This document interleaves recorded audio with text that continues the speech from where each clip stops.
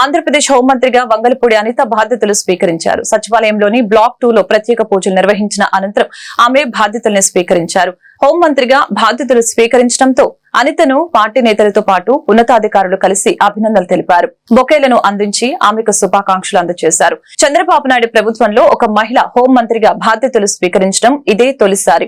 ఆమెతో పాటు కుటుంబ సభ్యులు కూడా ఈ కార్యక్రమానికి హాజరయ్యారు. నేను హోమ్ మినిస్టర్గా ఛార్జ్ తీసుకోక ముందే నేను కూర్చొని ఫీల్డ్ మీదకి వచ్చానంటేనే చంద్రబాబు నాయుడు గారు కానీ లోకేష్ గారు కానీ వెనకాతల నుంచి నన్ను ఎంత ఎంకరేజ్ చేస్తున్నారు, ఫ్రీ హ్యాండ్ ఎంత ఇచ్చారు అన్నది మీకు అర్థం అవ్వాలి.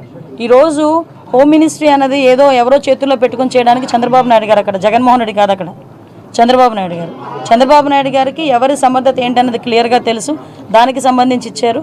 నా విషయంలో అయితే ఆ రోజు నేను ఒకటే చెప్తున్నా, ఏ పోలీసులతో అయితే నేను అవమానపడ్డాను అదే పోలీసులు దగ్గర నన్ను గౌరవంగా నిలబెట్టిన ఘనత కూడా చంద్రబాబు నాయుడు గారికి దక్కింది. చంద్రబాబు నాయుడు గారు ఏదైతే ఆలోచిస్తున్నారో ఆ ఆలోచనకు అనుగుణంగా మేమందరం కలిసికట్టుగా కోఆర్డినేషన్తో ఎవ్వరికి ఇబ్బంది లేకుండా మేము అడ్మినిస్ట్రేషన్ చేసుకుంటాం. మంత్రి ఇచ్చిన తర్వాత కూడా ఏ శాఖలు ఇస్తారో ఏదో సంథింగ్ చూసుకున్నాను తప్పించి ఒక్క నిమిషం హోంశాఖ అనేసరికి కాళ్ళు చేతులు చల్లబడినాయి. బట్ తర్వాత చేయగలాలి, చేస్తాను అని చెప్పి నా మీద నాకే నమ్మకం వచ్చింది. ఎవ్రీథింగ్ పారదర్శకంగా ఉంటుందండి. ఒకటి మాత్రం క్లియర్, పని చెయ్యని వాడు ఎవరు ఈ 5 సంవత్సరాలు పని చేయరు. పని చేసేవాడు 5 సంవత్సరాలు పని చేస్తాడు. ఇప్పుడు యాజ్ పర్ లా ప్రకారం వాళ్ళ ప్రయారిటీస్ ప్రకారం ప్రమోషన్స్ కానీ ఏదైనా వాళ్ళ తాలూకా సీనియారిటీ లిస్టుల ప్రకారమే జరుగుతాయి. అది దిశ పోలీస్ స్టేషన్ కాదండి బాబు, అది మహిళా పోలీస్ స్టేషన్. వీళ్ళకి డబ్బులు జనాలకు కాకుండా వాళ్ళు ఎలా ఖర్చు పెట్టుకోవాలి, వాళ్ళ తాలూకా కాంట్రాక్టర్స్కి ఎలాగ డబ్బులు ఇచ్చుకోవాలి అన్న కాన్సెప్ట్ మీద పనిచేస్తే అన్ని నేమ్ బోర్డులు మారుతాయి.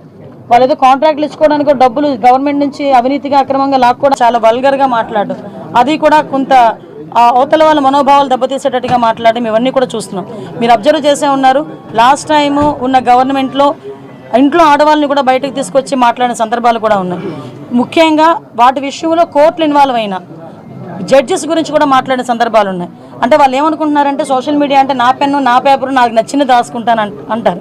కానీ నీకు నచ్చింది రాసుకుంటే నీ ఇంట్లో బీరోలో పెట్టుకోవాలి, అంతేగాని పబ్లిక్ డొమైన్లో పెడితే అది పబ్లిక్ అవుతుంది. కాబట్టి అటువంటి విషయాలు కంపల్సరీ కోర్టు లాయర్ డిపార్ట్మెంట్ లీగల్గా కూడా దాని మీద నేను ఒకసారి చూసుకుంటాను, మాట్లాడతాను. నేను ఒకటి మాత్రం చెప్పగలనండి, ఏదో అనుకోవచ్చు అనిత హోమ్ మినిస్ట్రీకి వచ్చింది అమ్మాయికి ఏం తెలుసు. నిజంగానే హోమ్ మినిస్ట్రీలో నాకు ఓనమాలంటే ఇప్పటికిప్పుడు నేర్చుకుంటున్నా, ఇంకా నేర్చుకుంటా. యాజ్ పర్ లానే వెళ్తాం, ఎక్కడ కూడా డీవియేషన్ అనేది ఉండదు.